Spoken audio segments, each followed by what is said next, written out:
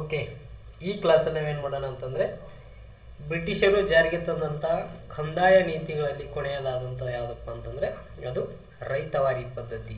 Okay, ಈ ಕ್ಲಾಸಲ್ಲಿ ನಾವು ರೈತವಾರಿ ಪದ್ಧತಿ ಅಂದರೆ ಏನು ಅಂತ ನೋಡ್ತಾ ಬರೋಣ.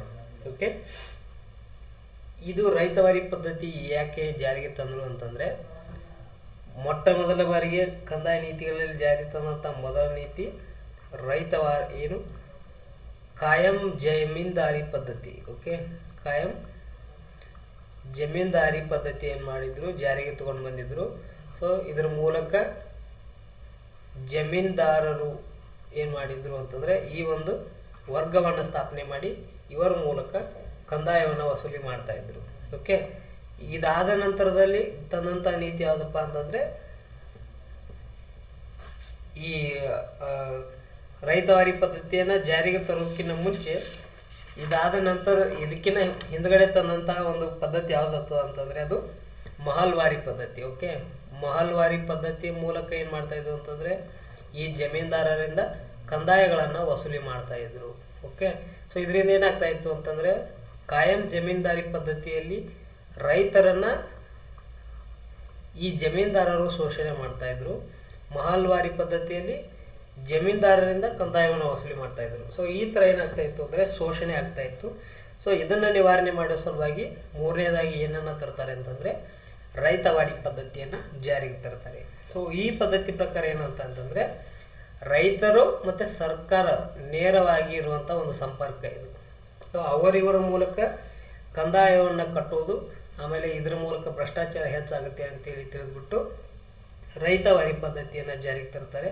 ಸೊ ಈ ರೈತವಾರಿ ಪದ್ಧತಿ ಪ್ರಕಾರ ರೈತರೇ ನೇರವಾಗಿ ಏನು ಮಾಡ್ತಾ ಇದ್ದು ಅಂತಂದರೆ ತಾವು ಬೆಳೆದಂತಹ ಬೆಳೆಗಳಲ್ಲಿ 50% ಉತ್ಪನ್ನಗಳನ್ನು ಸರ್ಕಾರಕ್ಕೆ ಕಂದಾಯ ರೂಪದಲ್ಲಿ ಒದಗಿಸುವುದೇ ಒಂದು ರೈತವಾರಿ ಪದ್ಧತಿ ಆಗಿತ್ತು. ಓಕೆ, ಇದನ್ನು ಪ್ರಾರಂಭದಲ್ಲಿ ಏನು ಮಾಡ್ತಾರೆ ಅಂತಂದರೆ 30 ವರ್ಷಗಳವರೆಗೆ ಈ ಪದ್ಧತಿ ಜಾರಿಯಲ್ಲಿ ಇರ್ತೈತಿ. ಸೊ ಬೇಕಿದ್ರೆ ಅದನ್ನು ನಾವು ವಿಸ್ತರಣೆಯನ್ನು ಮಾಡ್ಕೋಬಹುದು. ಆಮೇಲೆ ಇದರಲ್ಲಿ ಬದಲಾವಣೆಯನ್ನು ಮಾಡಿಕೊಳ್ಳುವ ಒಂದು ಅವಕಾಶವನ್ನು ಇಟ್ಕೊಂಡು ರೈತವಾರಿ ಪದ್ಧತಿಯನ್ನು ಮೊದಲಿಗೆ ಜಾರಿಗೆ ತಗೊಂಡು ಬರ್ತಾರೆ. ಓಕೆ, ಇದು ರೈತವಾರಿ ಪದ್ಧತಿ. ಓಕೆ, ಇಷ್ಟು ಈಸಿ ಇದೆ ಇದು ಅಂತಂದರೆ ರೈತರು ನೇರವಾಗಿ ತಾವು ಬೆಳೆದಂತಹ ಬೆಳೆಗಳಲ್ಲಿ 50% ಉತ್ಪನ್ನವನ್ನು ಕಂದಾಯ ರೂಪದೊಳಗೆ ಸರ್ಕಾರಕ್ಕೆ ಕಟ್ಟುವುದೇ ರೈತವಾರಿ ಪದ್ಧತಿ. ಓಕೆ, ಹಾಗಿದ್ದ ಮೇಲೆ ಈ ಪದ್ಧತಿಯನ್ನು ಮೊಟ್ಟ ಮೊದಲ ಬಾರಿಗೆ ಅಂತಂದರೆ 1792ರಲ್ಲಿ ಅಲೆಕ್ಸಾಂಡರ್ ರೀಡ್ ಎಂಬ ವ್ಯಕ್ತಿ ಏನು ಮಾಡ್ತಾನೆ ಅಂತಂದರೆ ಬಾರ್ ಮಹಲ್ ಎಂಬ ಪ್ರಾಂತ್ಯದೊಳಗೆ ಜಾರಿಯನ್ನು ಮಾಡ್ತಾನೆ. ಓಕೆ, ಸೊ ಆಗಿದ್ಮೇಲೆ ನಾವೇನು ಮಾಡ್ತೀವಿ, ರೈತವಾರಿ ಪದ್ಧತಿಯನ್ನು ಜಾರಿಗೊಳಿಸೋದು ಯಾರು ಅಂತಂದರೆ ನಾವು ಥಾಮಸ್ ಮನ್ರೋ ಅಂತೇಳಿ ಕರಿತೀವಿ. ಸೊ ಅದಕ್ಕಿಂತ ಮುಂಚೆನೇ ಅಲೆಕ್ಸಾಂಡರ್ ರೀಡನ್ನು ಏನು ಮಾಡಿರ್ತಾನೆ ಅಂತಂದರೆ ಜಾರಿಗೊಳಿಸಿರ್ತಾನೆ. ಆದರೂ ಕೂಡ ನಾವು ಥಾಮಸ್ ಮನ್ರೋ ಅಂತೇಳಿ ಕರಿತೀವಿ. ಯಾಕೆ ಅಂತಂದರೆ ಸೊ ಒಂದು ವ್ಯವಸ್ಥಿತವಾದ ರೀತಿಯಲ್ಲಿ ಆಮೇಲೆ ಅಧಿಕೃತವಾಗಿ ಥಾಮಸ್ ಮನ್ರೋ 1801 ಏನು ಮಾಡ್ತಾನೆ ಅಂತಂದರೆ ಈ ರೈತವಾರಿ ಪದ್ಧತಿಯನ್ನು ಜಾರಿಗೊಳಿಸ್ತಾನೆ. ಸೊ ಹಾಗಾಗಿನೇ ರೈತವಾರಿ ಪದ್ಧತಿಯನ್ನು ಜಾರಿಗೊಳಿಸಿದವರು ಥಾಮಸ್ ಮನ್ರೋ ಅಂತೇಳಿ ಕರಿತಾ ಬರ್ತೀವಿ. ಸೊ ಇವನು ಈ ರೈತವಾರಿ ಪದ್ಧತಿಯನ್ನು ಮೈಸೂರು ಮತ್ತು ಮದ್ರಾಸ್ ಪ್ರಾಂತ್ಯಗಳಲ್ಲಿ ಏನು ಮಾಡ್ತಾನೆ ಅಂತಂದರೆ ಜಾರಿಗೊಳಿಸ್ತಾನೆ. ಸೊ ಇವನ ಒಂದು ಅವಧಿಯೊಳಗನೆ ಭಾರತ ದೇಶದಂಥ ಹಲವಾರು ಪ್ರದೇಶಗಳು ಈ ರೈತವಾರಿ ಪದ್ಧತಿಗೆ ಒಳಪಟ್ಟು ಬ್ರಿಟಿಷರಿಗೆ ಏನಾಗ್ತವೆ ಅಂತಂದರೆ ಒಳಗಾಗಿಬಿಡ್ತವೆ. ಓಕೆ, ಎಷ್ಟೋ ರೈತರು ಕಂದಾಯವನ್ನು ಕಟ್ಟದೇನೆ ಏನು ಮಾಡ್ತಾರೆ ಅಂತಂದರೆ ಅತಿ ಹೆಚ್ಚು ಪ್ರದೇಶಗಳು ಬ್ರಿಟಿಷರ ಪರವಾಗ್ತವೆ. ಯಾಕೆ ಅಂತಂದರೆ ಸೊ ಪ್ರಾರಂಭದಲ್ಲಿ 50% ಉತ್ಪನ್ನವನ್ನು ನೀವು ಕಂದಾಯ ರೂಪದಲ್ಲಿ ಕಟ್ಟ್ರಿ ಅಂತ ಹೇಳ್ತಾರೆ. ಸೊ ಇವನ್ನ ಒಂದು ಕಾಲಾವಧಿಯೊಳಗೆ ಏನು ಮಾಡ್ತಾರೆ ಅಂತಂದರೆ ಇದನ್ನ ಕಂದಾಯವನ್ನು ಏನು ಮಾಡ್ತಾರೆ, ಜಾಸ್ತಿ ಮಾಡ್ತಾರೆ, 50%ಕ್ಕಿಂತ ಜಾಸ್ತಿ ಮಾಡ್ತಾರೆ. ಸೊ ಹಾಗಾಗಿನೇ ಏನು ಮಾಡ್ತಾರೆ ಅಂತಂದರೆ ಇವನ ಅವಧಿಯೊಳಗೆ ಅತಿ ಹೆಚ್ಚು ಪ್ರದೇಶಗಳು ಬ್ರಿಟಿಷರ ಪಾಲಾಗ್ತವೆ. ಓಕೆ, ಈ ಪದ್ಧತಿಯೊಳಗೆ ಏನು ಮಾಡ್ತಾರೆ ಅಂತಂದರೆ ಭೂಮಿಯನ್ನು ಯಾರು ಉಳುಮೆ ಮಾಡ್ತಾ ಇರ್ತಾರಲ್ಲ ಸೊ ಅವ್ರಿಗೇನೆ ಏನು ಮಾಡ್ತಾರೆ ಅಂತಂದರೆ ಭೂ ಮಾಲೀಕನನ್ನಾಗಿ ಮಾಡ್ತಾರೆ. ಭೂಮಿಯನ್ನು ಉಳುಮೆ ಮಾಡುವವನೇ ಭೂ ಮಾಲೀಕನನ್ನಾಗಿ ಮಾಡ್ತಾರೆ. ಆ ಮೂಲಕ ಏನಂತಂತಂದರೆ ಕಂದಾಯಗಳನ್ನು ವಸೂಲಿ ಮಾಡ್ತಾರೆ. ಅದು ಕಂದಾಯವನ್ನು ಜಾಸ್ತಿ ಮಾಡ್ತಾರೆ, 50%ಕ್ಕಿಂತ ಜಾಸ್ತಿ ಮಾಡಿ ರೈತರನ್ನು ಏನು ಮಾಡ್ತಾರೆ ಅಂತಂದರೆ ಹಂತ ಹಂತವಾಗಿ ಶೋಷಣೆ ಮಾಡ್ತಾ ಬರ್ತಾರೆ. ಓಕೆ, ಆಮೇಲೆ ಒಂದು ವೇಳೆ ರೈತರು ಏನಪ್ಪ ಅಂತಂದರೆ ಕಂದಾಯವನ್ನು ಕಟ್ಟಲಿಲ್ಲ ಅಂತಂದರೆ ಕಂದಾಯವನ್ನು ವಸೂಲಿ ಮಾಡುವಂಥ ಅಧಿಕಾರಿಗಳು ಏನು ಮಾಡ್ತಾಯಿದ್ರು ಅಂತಂದರೆ ತುಂಬ ಕಠಿಣವಾದಂತಹ ಕ್ರಮಗಳನ್ನು ಏನು ಮಾಡ್ತಾಯಿದ್ರು ತೆಗೆದುಕೊಳ್ತಾ ಇದ್ರು. ಸೊ ಈ ಕಠಿಣ ಕ್ರಮಗಳನ್ನು ಎದುರಿಸಲಾಗದೆ ಅವರಿಗೆ ಇನ್ನೊಂದು ಆಪ್ಷನ್ಸ್ ಕೊಟ್ಟಿದ್ರು ರೈತರಿಗೆ. ಏನಂತಂತಂದರೆ, ಸೊ ನೀವು ಏನು ಮಾಡಿರಿ ಅಂತಂದರೆ ನಿಮಗೆ ಕಂದಾಯ ಕಟ್ಟಕ್ಕಾಗದೇ ಇದ್ದರೆ ನೀವು ನಿಮ್ಮ ಭೂಮಿಯನ್ನು ಅಡ ಇಟ್ಟು ಭೂಮಿಯನ್ನು ಶ್ಯೂರಿಟಿ ಮೂಲಕ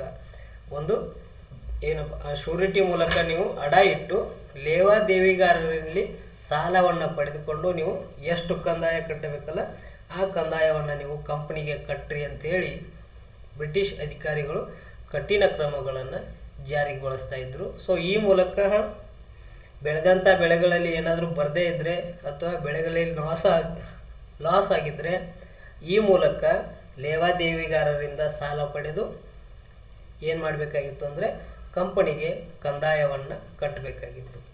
ಓಕೆ, ಈ ಮೂಲಕ ಸಾಲ ಏನು ಲೇವಾದೇವಿಗಾರರಿಂದ ಪಡೆದಿರ್ತಾರೆ, ಸೊ ಪಡೆದ ಸಾಲವನ್ನು ತೀರಿಸ್ಬೇಕಲ್ಲ. ತೀರಿಸಲಿಲ್ಲ ಅಂತಂದರೆ ಇವರು ತಮ್ಮ ಭೂಮಿಯನ್ನು ಶ್ಯೂರಿಟಿಯಾಗಿ ಲೇವಾದೇವಿಗಾರರಿಗೆ ಇಟ್ಟಿರ್ತಾರೆ. ಒಂದು ವೇಳೆ ಸಾಲ ತೀರಿಸಲಿಲ್ಲ ಅಂತಂದರೆ ಈ ಲೇವಾದೇವಿಗಾರ ಏನು ಮಾಡ್ತಾ ಇದ್ದ ಅಂತಂದರೆ ಆ ಭೂಮಿಯನ್ನೇ ಇವನೇನು ಮಾಡ್ತಾ ಇದ್ದ ಅಂದರೆ ಅವನನ್ನು ಪಡಿತಾ ಇದ್ದ. ಭೂಮಿಯನ್ನೇ ರೈತರು ಲೇವಾದೇವಿಗಾರರಿಗೆ ಬಿಟ್ಟು ಕೊಡಬೇಕಾಗಿತ್ತು. ಸೊ ಈ ಥರ ಏನಾಗುತ್ತೆ ಅಂತಂದರೆ ರೈತವಾರಿ ಪದ್ಧತಿಯ ಮೂಲಕ ಬ್ರಿಟಿಷರ ಏನು ಮಾಡ್ತಾರೆ ಅಂತಂದರೆ ಭಾರತೀಯ ರೈತರನ್ನು ಶೋಷಣೆ ಮಾಡಿ ಭಾರತೀಯ ರೈತರ ಭೂಮಿಯನ್ನು ಏನು ಮಾಡ್ತಾರೆ ಅಂತಂದರೆ ತಮ್ಮದಾಗಿಸಿಕೊಳ್ತಾರೆ. ಆಮೇಲೆ ರೈತರಿಗೆ ಸಾಲವನ್ನು ಏನಾಗ್ತಾರೆ ಒಂಥರ ಬಳುವಳಿಯಾಗಿ ಬ್ರಿಟಿಷರು ಕೊಟ್ಟಂತ ಆಗುತ್ತೆ. ಓಕೆ, ಈ ಥರ ಏನಾಯಿತು ಅಂತಂದರೆ ರೈತವಾರಿ ಪದ್ಧತಿ. ಹಾಗಿದ್ಮೇಲೆ ಭೂ ಕಂದಾಯ ನೀತಿಯ ಮೂಲಕ ಭಾರತೀಯ ರೈತರಲ್ಲಿ ಅಥವಾ ಭಾರತ ದೇಶದಲ್ಲಿ ಆದಂಥ ಪರಿಣಾಮಗಳು. ಓಕೆ, ಭೂ ಕಂದಾಯ ನೀತಿ ಅಂತಂದರೆ ಒಂದನೇದು ಕಾಯಂ ಜಮೀನ್ದಾರಿ ಪದ್ಧತಿ, ಎರಡನೇದು ಮಹಲ್ವಾರಿ ಪದ್ಧತಿ, ಮೂರನೇದು ರೈತವಾರಿ ಪದ್ಧತಿ. ಸೊ ಇವು ಮೂರುಗಳಿಂದ ಆದಂಥ ಪರಿಣಾಮ ಏನಪ್ಪ ಅಂತಂದರೆ ರೈತರನ್ನು ಶೋಷಣೆ ಮಾಡುವ ಸಲುವಾಗಿ ಜಮೀನ್ದಾರಿ ವರ್ಗ ಹುಟ್ಕೊಳ್ಳುತ್ತೆ. ಇದು ಕಾಯಂ ಜಮೀನ್ದಾರಿ ಪದ್ಧತಿಯಲ್ಲಿ ಹೇಳ್ತಿರ್ಬೇಕಾದ್ರೆ ಏನು ಜಮೀನ್ದಾರಿ ವರ್ಗ ಅಂತೇಳಿ ನಾನು ಎಕ್ಸ್ಪ್ಲೇನ್ ಮಾಡಿದ್ದೀನಿ. ಆಮೇಲೆ ಈ ಕಂದಾಯ ನೀತಿ ಮೂಲಕ ರೈತರನ್ನು ಶೋಷಣೆ ಮಾಡಲಾಯಿತು, ರೈತರು ಶೋಷಣೆಗೊಳಗಾದರು. ಆಮೇಲೆ ಭೂಮಿ ಒಂದು ಮಾರಾಟದ ವಸ್ತು ಆಗುತ್ತೆ. ಇದನ್ನೇ ಪರಭಾರೆ ಅಂತೇಳಿ ಕರೀತಾರೆ. ಮಾರ್ಟೇಜ್ ಮಾಡಿ ಹಣವನ್ನು ಪಡಿಬೇಕಾಗಿತ್ತು. ಭೂಮಿಯನ್ನು ಅಡವಾಗಿಟ್ಟು ಏನು ಮಾಡಬೇಕಾಗಿತ್ತು ಅಂತಂದರೆ ಹಣವನ್ನು ಪಡಿಬೇಕಾಗಿತ್ತು. ಜಮೀನ್ದಾರರು ಈ ಕಂದಾಯವನ್ನು ಕಟ್ಟದೇನೆ ಜಮೀನ್ದಾರರು ಕೂಡ ಹಲವಾರು ಭೂಮಿಗಳನ್ನು ಇವರು ಕೂಡ ಕಳ್ಕೊತಾರೆ. ಕೃಷಿ ಕ್ಷೇತ್ರ ಏನಾಗುತ್ತೆ ಅಂತಂದರೆ ಒಂದು ವ್ಯಾಪಾರ ಕ್ಷೇತ್ರ ಆಗುತ್ತೆ. ಆಮೇಲೆ ಕೃಷಿ ಕ್ಷೇತ್ರದಲ್ಲಿ ಅತಿ ಹೆಚ್ಚು ವಾಣಿಜ್ಯ ಬೆಳೆಗಳನ್ನು ಬೆಳೆಯಲಾಗುತ್ತೆ. ಕಾರಣ ಇಂಗ್ಲೆಂಡ್ನಲ್ಲಿ ಏನಾಗಿರುತ್ತೆ ಅಂತಂದರೆ ಕೈಗಾರಿಕಾ ಕ್ರಾಂತಿ ಆಗಿರುತ್ತೆ. ಸೊ ಹಾಗಾಗಿನೇ ಏನು ಮಾಡ್ತಾರೆ ಅಂತಂದರೆ ಅತಿ ಹೆಚ್ಚು ವಾಣಿಜ್ಯ ಬೆಳೆಗೋಸ್ಕರ ಈ ಒಂದು ಒತ್ತನ್ನು ಕೃಷಿ ಕ್ಷೇತ್ರದಲ್ಲಿ ನೀಡಲಾಗುತ್ತೆ. ಆಮೇಲೆ ಹಣದ ಲೇವಾದೇವಿಗಾರರು ಈ ಕಂದಾಯ ನೀತಿಯಿಂದ ಏನಾದರು ಅಂತಂದರೆ ಅತಿ ಹೆಚ್ಚು ಬೆಳೆದ್ರು ಮತ್ತು ಬಲಿಷ್ಠರಾದರು. ಓಕೆ, ಇಷ್ಟು ನಿಮ್ಮ ಕಂದಾಯ ನೀತಿ. ಇನ್ನು ಮುಂದಿನ ಕ್ಲಾಸಲ್ಲಿ ಆಧುನಿಕ ಶಿಕ್ಷಣ ನೀತಿ ಅಥವಾ ಬ್ರಿಟಿಷರು ಜಾರಿಗೆ ತಂದಂಥ ಶಿಕ್ಷಣದ ನೀತಿಯನ್ನು ನೋಡ್ತಾ ಬರೋಣ.